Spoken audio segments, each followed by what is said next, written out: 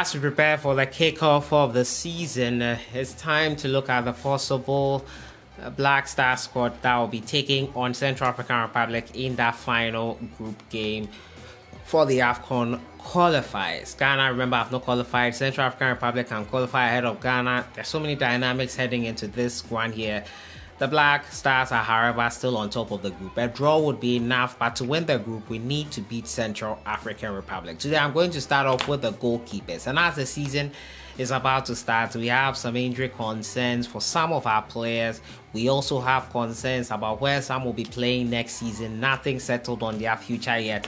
So many ifs, buts, and maybes. Nothing settled yet. But on the 7th of September, Ghana will take on Central African Republic, and Coach Chris Hughton has begun his work in earnest, preparing the team along with George Boateng, Masudi Dramani, taking a hold of the Black Galaxies. We'll look at the goalkeepers today, and I'm going to talk about three of them, a possible fourth in case one of them, who is currently nursing an injury, does not make it. As usual, subscribe if you have not. Click on the notification bell to get more updates. So the Ghana Black Stars are waiting to be put in the lot of teams that will be at AFCON 2023 in Ivory Coast. Another AFCON in January in the middle of the season, which would mean that teams would be probably reluctant to release their players for this competition. So it will be interesting to see how that goes once again. We all know what happened the last time out, and after Ghana were knocked out, our players rushed back to their clubs, the back and forth,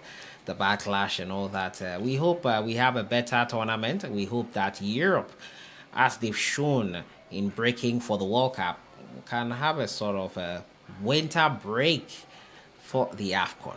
It's possible. If they want to do it, they can, but we'll see. Today we're going to talk about the goalkeepers, and I'll get right into it. But before then, Sahara Football merch links are in the description. Be sure to purchase our merch. It goes a long way to help the channel.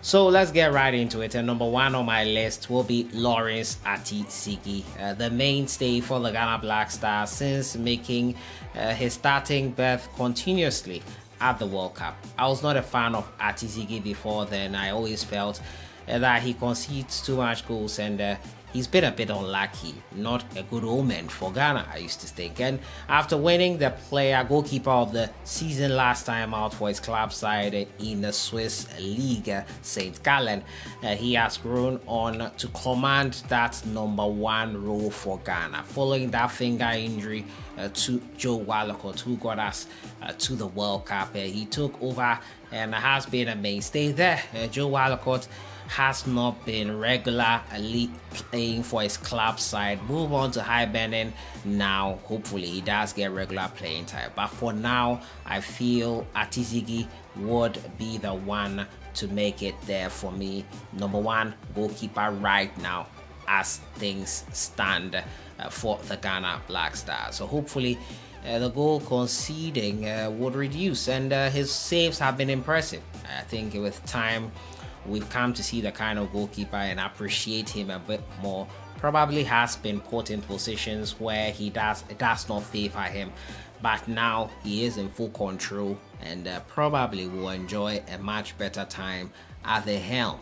The Ghana Black Stars man there, Lawrence Ati-Sigi, number one on the list. Number two for me would be Abdul Manaf Nuruddin, a big part player for his club side, Cas Upen.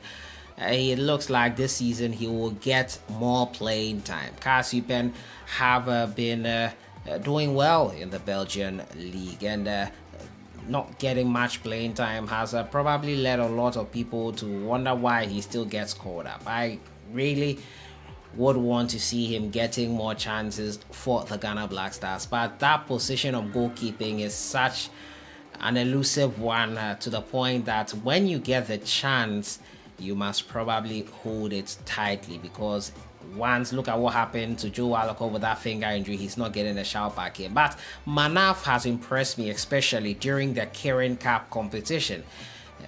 Sweeper keeper, sort of ball playing goalkeepers has become the norm of late, with the signing of players like Andre Onana to Manchester United, the goalkeeper's role has been a bit more redefined in these recent times. He has to be involved a bit more in play, and Manaf offers Chris Hughton that option from the evidence of what we see him do. He's also good at saving penalties, good at that. So it's one to have in the locker, a good option to have in the locker. Unfortunately, Manaf might not be starting games anytime soon unless something similar to what happened in the lead up to the World Cup does happen again. Abdul Manaf Nuruddin, in my opinion, a second call out for him in the Ghana Black Stars team that will take on Central African Republic. I think this season he will get more playing time.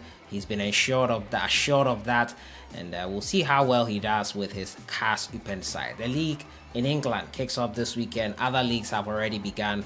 Abdul Manaf Nuruddin, number 2 on my list for the goalkeepers. Third option for me, Joe Wollacott. Unfortunate to get an injury on his debut night in the Conference League qualifiers. The first leg they won 6-1.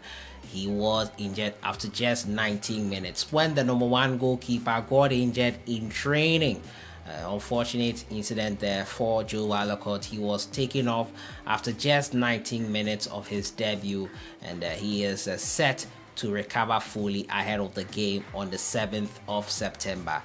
4 p.m. GMT, the game kicks off. Joe Wollacott, if you remember, a training game ahead of the World Cup, he got a finger injury that ruled him out of the competition. Painful. He met up with a camp in Qatar.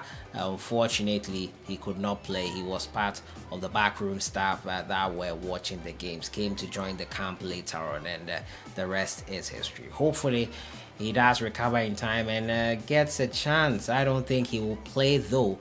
I think he will get a chance to be in amongst the 3 goalkeepers that will be called up.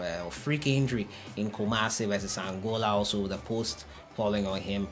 He needs to sort things out, stay 100% fit, get consistent playing time, and then we can see his full potential come to bear once again, as we did and as helped us get into the World Cup itself. Joe Wollacott, number 3 on my spot. 2 others I would name here outside the 3 goalkeepers are Richard Ofori. He's getting back to full fitness with his club side Orlando Pirates last season.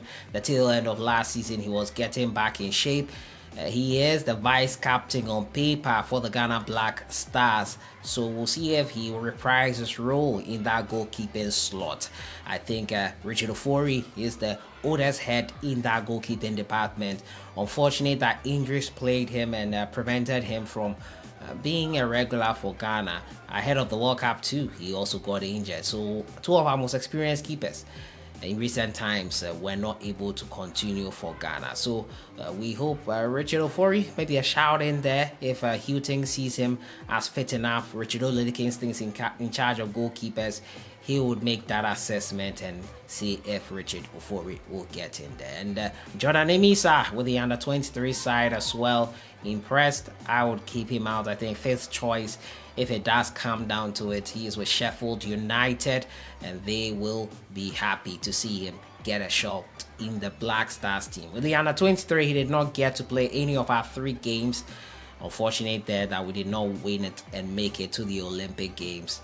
The rest is history. So that is it there. 3 goalkeepers with 2 outstanding ones.